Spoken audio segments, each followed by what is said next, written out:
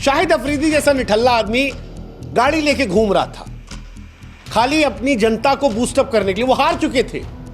हारी हुई बाजी के बावजूद शाहिद अफरीदी अपने आवाम को कि जोश बढ़ा देंगे, क्योंकि जब एक बड़ा सितारा जनता के बीच में जाता है तो जोश हाई होता है।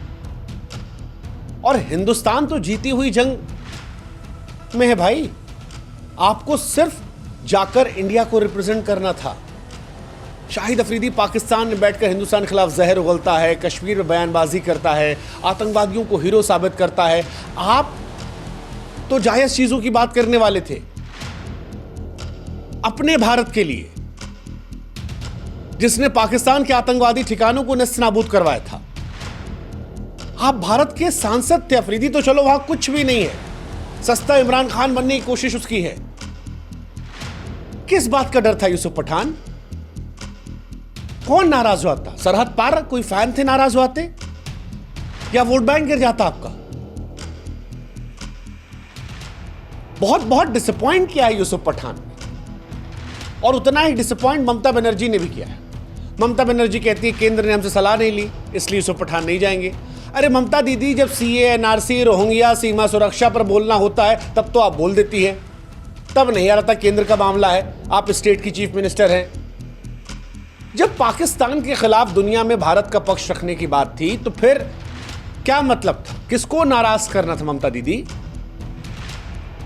आपको भी पॉलिटिक्स करना था, करवा लिया आपने पॉलिटिक्स। आपने मना कर दिया, शुभेंदु अधिकारी ने कह दिया कि देखो भैया, यूसुफ पठान को इंडोनेशिया जैसे मुस्लिम देश भेज रहे थे ताकि इंडिया को रिप्रेजेंट करें। आपने मौका छीन लिया क्योंकि यूसुफ पठान के इलाके में मुसलमान बहुत हैं। ये सब शुरू करवा दिया आप लोगों ने।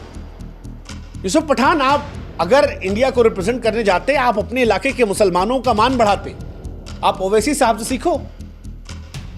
ओवैसी ने कैसे कहा कि एआईएमआईएम का नेता बाद में, अभी इंडिया को रिप्रेजेंट करना। उमर अब्दुल्ला सीखो यार, शशि थरूर से सीखो। ओवैसी जहां से आते हैं वहां उतने मुसलमान नहीं है जितना यूसुफ पठान के बहरामपुर में थे। 52% मुस्लिम आबादी है।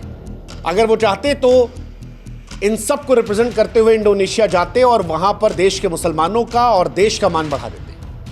लेकिन यूसुफ पठान के अंदर जिगरा नहीं है।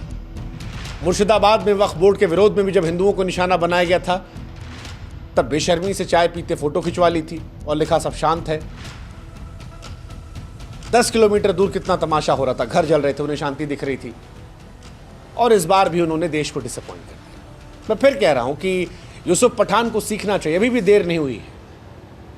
पार्टी लाइन से आगे भी कुछ है, देश की बात है। ये मौके रोज नहीं आते यूसुफ। आज हृदय में पीड़ा हो रही है इसलिए आपसे शिकायत कर रहे हैं, क्योंकि आप क्रिकेट खेलते थे महाराज। 140 करोड़ लोगों ने आपके लिए एक साथ तालियां बजाई है।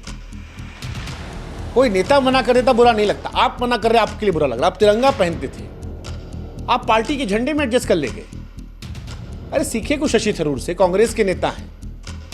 कांग्रेस मना कर रही थी, कहे देश पहले है, लेकिन यूसुफ पठान पार्टी की आड़ में छिप गए। क्या संदेश दे रहे हो? देश से ज्यादा विचारधारा, वोट बैंक जरूरी है। ये पहला मौका था यूसुफ भाई, आप चूक गए। 28 जिंदगियां गई थी, भारत ने उसके बाद बदला लिया। 51 सांसदों के 7 प्रतिनिधिमंडल 33 देशों में जाएंगे भारत का गौरव बढ़ाने। हर पार्टी के लोग होंगे, आपको भी मौका मिला। ये कोई T20 मैच नहीं था यूसुफ पठान, कोई लीग क्रिकेट नहीं था जिसको आपने कहा कि मेरा मन नहीं, मैं नहीं खेलूंगा। ये भारत के सम्मान की बात थी। यूसुफ पठान, तुमने क्रिकेट में भारत का झंडा बुलंद किया था, हम सब आपका सम्मान करते थे। लेकिन आज जब देश को आपकी जरूरत थी तो पार्टी का झंडा आपने चुन लिया। यह मौका था दुनिया को दिखाने का यूसुफ कि भारत वो देश है जो आतंक के खिलाफ एक है। पश्चिम बंगाल में हमलों के बाद आपने चाय की चुस्की और खामोशी चुनी थी, और इस बार देश के झंडे के ऊपर पार्टी का झंडा। ये डिसअपॉइंट करता है। शिखर धवन, गौतम गंभीर जैसे खिलाड़ियों की हिम्मत से आप सीख सकते थे। शशि थरूर की देशभक्ति, ओवैसी की देशभक्ति, उमर अब्दुल्ला की देशभक्ति से आप सीख सकते थे। वो आईना दिखाती है। बड़े अफसोस से कहना पड़ रहा है कि दुश्मन मुल्क में शाहिद अफरीदी को ही देख लेते हैं। हमारे कलाकारों को भी उधर देखना चाहिए, उनके कलाकार कैसे स्टैंड ले लेते हैं। वो गलत होकर भी, हार कर भी अपने मुल्क की हौसला अफजाई के लिए खड़े हैं। आप जीत कर भी पीछे हट गए। दुखद है, अफसोस है। अभी भी यूसुफ वक्त है, कह रहे हैं आपसे कि भारत के लिए बोल दो। पार्टी के लिए नहीं। वक्त है, अंदर की आत्मा को जगाओ। वो जो जनगण मन तुम करते थे खड़े होकर, करो, उसका मान रखो और जाकर धुआं धुआं करो। अभी भी वक्त है, जाकर ये बताओ कि ममता बनर्जी की टीएमसी से बड़ा देश है। वो जो लाखों लोग तुम्हारे लिए तालियां बजाते थे, जिन्होंने तुम्हें शोहरत दी, दौलत दी, इज्जत दी, संसद तक पहुंचाया, उनका मान रखो। भारत की आवाज बनो।